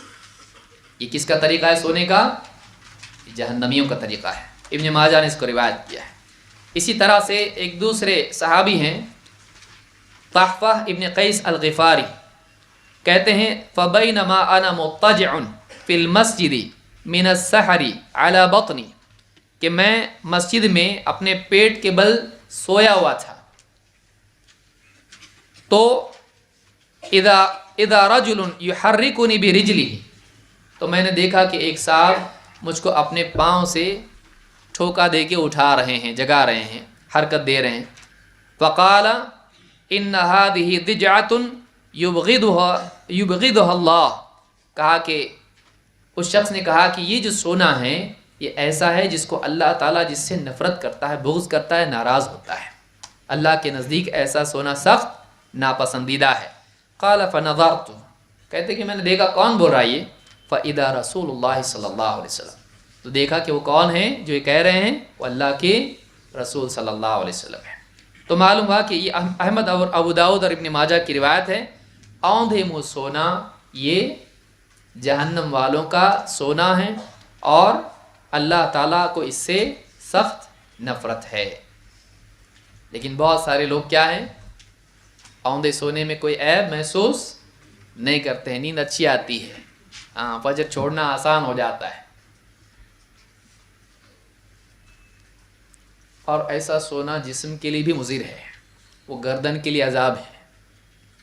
आप देखिए औंधा सोने वाला कैसा सोता है, यूँ यूँ, तो ये सोना कैसा है, रात भर के लिए ऐसा तो नहीं सो सकता सीधा मुंह तकिए पे रख के हाँ वैसा तो नहीं सो सकता है। तो ऐसा सोना खुद क्या है, आदमी की गर्दन के लिए एक ऐब है और उसमें अल्लाह की नाराज़गी और बड़ी बुराई है। 45 अपने गुनाह की इशाअत। अल्लाह के नबी सल्लल्लाहु अलैहि वसल्लम फरमाते हैं कुल्लु उम्मती मुआफ़न इल्लल मुजाहिरीन, आपने कहा कि मेरी उम्मत के तमाम लोगों के लिए अल्लाह के यहाँ दरगुज़र का मामला है, लेकिन मुजाहिरीन के लिए नहीं। मुजाहिरीन कौन? आप फरमाते व इन्ना मिनल मुजाहरती अन यअमल अर्रजुलु बिल्लैलि अमलन सुम्मा युस्बिह व क़द सतरहु अल्लाहु अलैहि फ़यक़ूलु या फ़ुलान अमिलतुल बारिहता कज़ा व कज़ा। कहते हैं मुजाहरा, मुजाहरा जहर के साथ ऐलान करना, इशाअत करना। मुजाहरा ये है कि एक आदमी रात के अंधेरे में एक अमल करे, फिर सुबह होते ही जबकि अल्लाह ने उस पर उसके गुनाह को, उसकी बुराई को छुपा रखा था, लोगों के दरमियान खुद ही कहता फिरे ए फलां मैंने रात को ऐसा और ऐसा काम किया, जबकि वक़द बात यस्तुरहु रब्बुहु, रात भर अल्लाह ताला ने उसके गुनाह पर जो किया था, अल्लाह ताला ने उस पर पर्दा डाले रखा था। व युस्बिहु यक्शिफु सित्रल्लाहि अन्हु, और अल्लाह ताला का जो पर्दा उस पर पड़ा था, सुबह होती ही खुद इसने उस पर्दे को चाक कर दिया, लोगों के सामने अपने गुनाह को बयान किया। तो गुनाह करना बुरा है, लेकिन गुनाह के साथ गुनाह की तशहीर करना ये और भी बुरा है। ये बेशर्मी की अलामत है, ये निडर होने की अलामत है, ये लोगों में गुनाह की इशाअत है कि एक आदमी जब गुनाह करके लोगों में बयान करता है तो उस गुनाह के बारे में लोगों का एहसास कम हो जाता है और लोगों की हिम्मत गुनाह की बढ़ती है। अब देखिए पूरी मजलिस हो, लोगों की बैठे हों और कोई भी सिगरेट नहीं पी रहा हो, अब सब सोचते हैं कि क्या, एक ने अगर निकाल के पीना शुरू किया तो बाकी लोगों की हिम्मत बढ़ जाती है। वो भी एक बुराई है, इसमें आया नहीं 50 चीज़ों में नहीं है, सिगरेट, तंबाकू, हाँ गुटखा, फुटका, کیا ہے یہ ساری چیزیں کھاتے ہیں لوگ. سگریٹ بولے میرے کو ٹینشن بہت آتا تو میں پیتا نہ تو ٹینشن صحیح ہو جاتا. اچھا تو بیوی کو ٹینشن آتا تو کیا کرتا؟ اس کو بھی دے گا. بچے کو امتحان کا ٹینشن آتا سگریٹ دے گا اس کو؟ نہیں بچوں کو کیسے دیں گے؟ پھر کیا ہے تیرے لیے کیسے حلال ہوا ہے؟ تو یہ غلط چیزیں ہیں. تمباکو وغیرہ حرام ہے، جائز نہیں ہے. سگریٹ حرام ہے، گٹکا وغیرہ حرام ہے، جائز نہیں ہے. اس میں تذکرہ نہیں، اس کے لیے الگ سے ایک اس کے شرف میں الگ سے انشاءاللہ ایک درس ہم دیں گے. تمباکو، بیڑی، سگریٹ، گٹکا، اس کی جتنی صورتیں ہیں یہ سب چیزیں بری ہیں. اللہ نے فرمایا کہ وَلَا تَقْتُلُوا أَنفُسَكُمْ، یہ اللہ نے فرمایا وَلَا تُلْقُوا بِأَيْدِيكُمْ إِلَى التَّهْلُكَةِ، اپنے آپ کو ہلاکت میں مت ڈالو. تو یہ ہلاکت کی چیزوں میں سے ہے. تو اس سے معلوم ہوا، یہ بخاری مسلم کی حدیث ہے کہ ایک انسان کا گناہ کر کے لوگوں میں بیان کرنا اچھی بات نہیں ہے، اور اللہ کے ہاں اس کے لیے درگزر کا معاملہ نہیں ہے. اللہ سزا دیتا ہے ان کو. اسی لیے اللہ نے قرآن کریم میں کیا فرمایا؟ ان الذين يحبون ان تشيع الفاحشة في الذين آمنوا لهم عذاب علیم فی الدنیا والآخرہ. یقیناً وہ لوگ جو اس بات کو پسند کرتے ہیں کہ ایمان والوں کے درمیان بے حیائی پنپے پھیلے عام ہو، ان کے لیے عذاب ہے، دردناک عذاب، دنیا میں بھی اور آخرت میں بھی ہے. جو لوگ بے حیائی کی تشہیر اور پھیلنے کو پسند کرتے ہیں اہل ایمان کے درمیان، ایسے لوگ کیا ہیں؟ ان کے لیے نہ صرف یہ کہ آخرت میں عذاب ہے، دنیا میں بھی عذاب ہے. اللہ ہم سب کی حفاظت فرمائے. گھر میں اچھا سا ٹی وی لاؤ تاکہ بیوی بچے فلمیں دیکھیں، کیا ہے یہ؟ نہیں ہے. اہل ایمان کے درمیان بے حیائی پھیلے تو یہ چیز کیا ہے؟ غور کریں اس کے اوپر. 46 جھوٹا خواب بیان کرنا. اللہ کے کبھی جائیداد کی وجہ سے ہوتا، کبھی جماعتوں کی وجہ سے ہوتا ہے. دینداریوں کی وجہ سے ہماری جماعت حق ہے، تمہاری جماعت حق. اللہ کے نبی صلی اللہ علیہ وسلم ہمارے خواب میں اور کہا کہ تم لوگ حق پر ہو، جمے رہو، ٹکے رہو. یا تیرے دادا میرے خواب میں آئے، ابو میرے خواب میں آئے، بولے اس کو گھر دو، فلانا جائیداد اس کو دو. روتے روتے وہ بھی ایک دم. عورتوں کے آنسو کیسے؟ ایک دم اوریجنل، جب چاہے بٹن دباؤ آنسو باہر. سب عورتیں نہیں کہہ رہا ہوں، بعض عورتیں نیک بھی ہوتی ہیں، بعض عورتیں بری ہوتی ہیں، لیکن اکثر ایسا ہوتا ہے خاندانوں میں. اچانک خواب کسی کو آ جاتا ہے جس کو جائیداد ملنی ہوتی ہے، اور اسی کے خواب میں آ کے بولتے ہیں دوسرے کے ہوتا تو کچھ بات ہوتی کہ اس کو دو، اس کو ہی آتے میرے کو دو. یہ سب خرافات ہے، جھوٹی باتیں بیان کرنا خوابوں کی. کیا ہے اس کی برائی؟ اللہ کے نبی صلی اللہ علیہ وسلم فرماتے ہیں من تحلم بحلم لم یرہ، جو ایسا خواب گھڑ کے بیان کرے جو اس کی آنکھوں نے دیکھا نہ ہو، کلف ان یعقد بین شعیرتین ولن یفعل، کہ اسے کیا کیا جائے گا کہ گیہوں کے 2 دانوں کے بیچ میں گرہ لگاؤ، گانٹ مارو. کر سکتا ہے؟ نہیں، وہ کہیں بھی نہیں کر پائے گا. اس کو یہ عذاب دیا جائے کاریے، لیکن وہ کرنے کی کوشش کرے گا لیکن ہو نہیں پائے گا. ولن یفعل، اس کو امام البخاری نے روایت کیا ہے. ایک اور روایت میں آپ نے فرمایا ومن تحلم کلف ان یعقد بین شعیرتین وعذب ولن یعقد بینہما، جو آدمی جھوٹا خواب بیان کریں، خواب گھڑ کے بیان کریں، اسے حکم دیا جائے گا کہ گیہوں کے 2 دانوں کے درمیان گرہ لگاؤ، اور عذاب دیا جائے گا جب وہ نہیں کر پائے گا تو، اور وہ کبھی نہیں کر پائے گا. اس کو امام البخاری نے الادب میں روایت کیا ہے. نمبر 47 اپنے سامان کا عیب چھپا کر بیچنا. اپنے سامان کا عیب چھپا کر بیچنا. پھل ہے اس پہ اوکے سٹیکر لگانا، جیسی سٹیکر نکالا کیا نکلا؟ سوراخ. اوکے نہیں، وہ کیا ہے؟ دھوکے. دھوکہ دینا لوگوں کو. دیکھیے تو یہ پھلوں پر یا چیزوں پر کوئی بھی چیز ہے اس میں عیب ہے، وہ چھپا کے بیچنا. اپنی چیز کا عیب چھپا کے بیچنا. کاؤنٹر چھوڑا واپس موبائل لے کے آنا نہیں. تو موبائل کیا ہے؟ اس کے اندر عیب تھا، بیچا اس کو، لیکن وہ بھولا بالا آدمی خرید لیا اس کو. کہا کہ ارے اس میں تو اندر کچھ بھی نہیں لگ رہا ہے. کہا کاؤنٹر چھوڑا، معاملہ ختم، واپس نہیں آنے کا ہمارے پاس. تو اس طرح کی جو چیزیں ہیں، دھوکہ دینا، تجارت میں دھوکہ دینا، جھوٹ بول کے بیچنا اپنی سامان، اس کا عیب چھپا کر بیچنا جائز نہیں ہے. مسلمان دھوکہ دینے والا نہیں ہوتا ہے. بعض سلف کا تو حال یہ تھا کہ آدمی آیا ایک چیز بیچنے لگا, کہا کتنے میں, کہا اتنے میں, کہا یہ چیز تیری اتنے کی نہیں ہے, زیادہ کی ہے, زیادہ لی ہے. اب دیکھیے اس کو بولتے ہیں آدمی, اس کو بولتے ہیں واقعی انسان, اس کو مسلمان بولتے ہیں.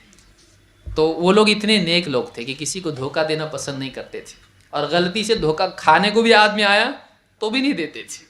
بولے میں تو نہیں دے رہا تھا, وہ کھانے کو تیار تو میں کیا کروں. وہ خود سے بولا, میں نہیں بولا اس کو کچھ, میں بیوقوف نہیں بنایا اس کو, وہ خود سے بنا. اچھا کس نے بنایا, کس کے ہاتھ سے بنا, تیرے ہاتھ سے بنا. دھوکہ نہیں دینا چاہیے. ابو ہریرہ رضی اللہ عنہ فرماتے ہیں ان رسول اللہ صلی اللہ علیہ وسلم مر علی صبرۃ طعام, اللہ کے رسول صلی اللہ علیہ وسلم ایک بازار میں سے آپ گزرے, ایک آدمی ڈھیر اناج کا لگائے بیچ رہا تھا.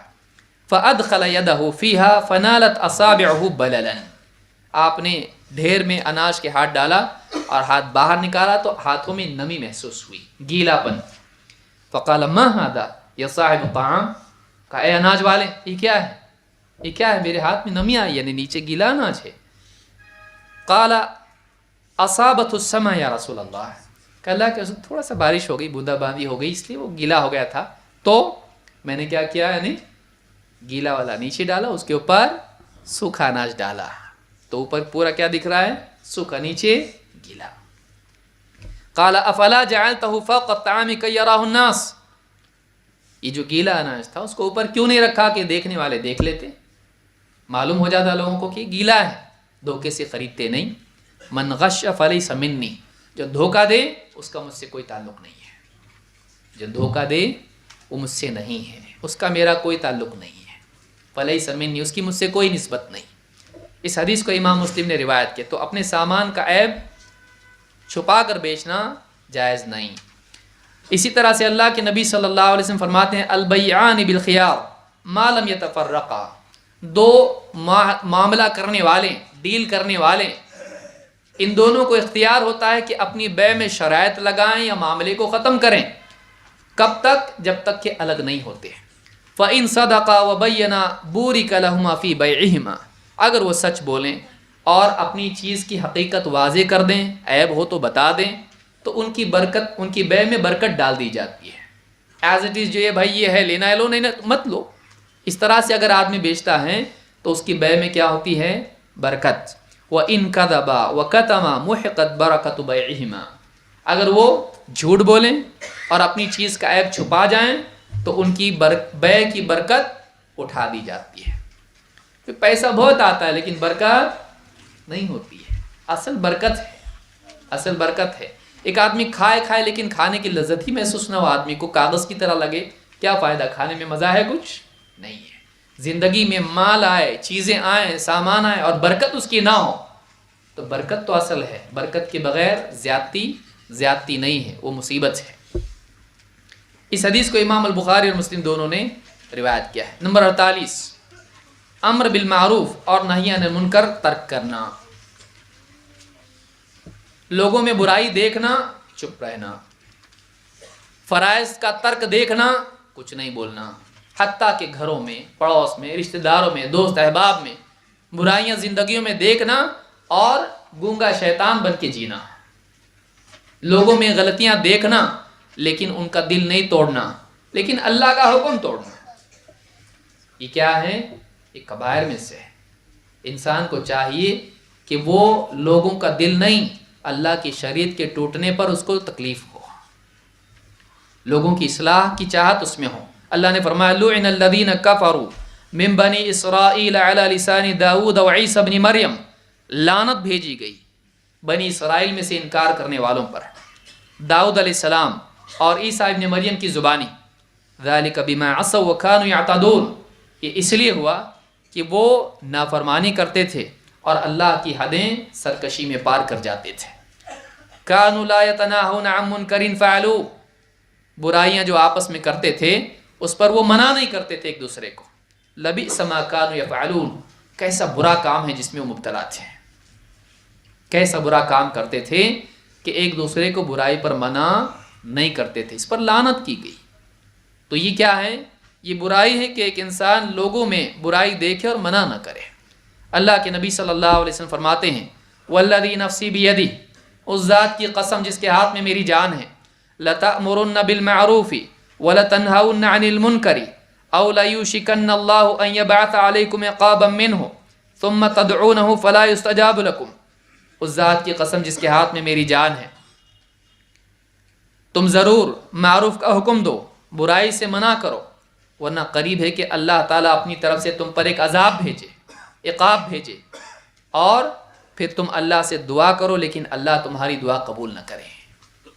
معلوم ہوا کہ امر بالمعروف اور نہی عن المنکر کے ترک پر اللہ کی طرف سے عذاب بھی آتا ہے. یہ بھی ایک ایسا معاملہ ہے جس میں لوگ لاپرواہ ہیں، برائیاں اپنے اطراف دیکھ رہے ہیں، جہاں ان کی بس چلتا ہے، روک سکتے ہیں، منع کر سکتے ہیں، وہاں بھی خاموش ہیں. کچھ نہ کچھ راستہ آدمی نکالے، دل میں سوچے کہ یہ برائیاں بری ہیں، ان سے روکنا چاہیے لوگوں کو. کوئی نہ کوئی حکمت کا پہلو اپنا کر اس برائی کو روکنے کے لیے راستہ ہموار کرے. یہ نہیں کہ آدمی حکمت نکال کے خاموش بیٹھے، خاموش بیٹھنے کے لیے بہانے تلاش کرے، نہیں، بلکہ برائیوں سے روکنے کے لیے کچھ نہ کچھ راستہ سمجھداری کا نکالنا چاہیے. نمبر 49، ذو الوجہین، دو منہ والا. جیسا دیس ویسا بھیس، تو بھی اچھا وہ بھی اچھا، گھر پہ آنے کے بعد دونوں اچھے نہیں.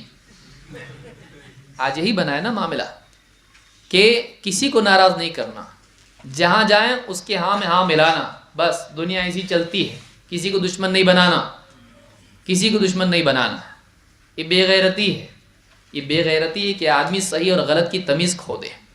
اللہ کے نبی صلی اللہ علیہ وسلم فرماتے ہیں ان شر الناس ذو الوجہین، سب سے زیادہ بدترین لوگ دو منہ والے لوگ ہیں. الذی یأتی ہؤلاء بوجہ وہؤلاء بوجہ، ایسا آدمی کہ اس کے پاس ایک منہ سے آتا ہے اور اس کے پاس دوسرے منہ سے جاتا ہے. اس کے پاس ایک چہرے سے آتا ہے، اس کے پاس دوسرے چہرے سے، اس کے پاس اس جیسا، اس کے پاس اس جیسا.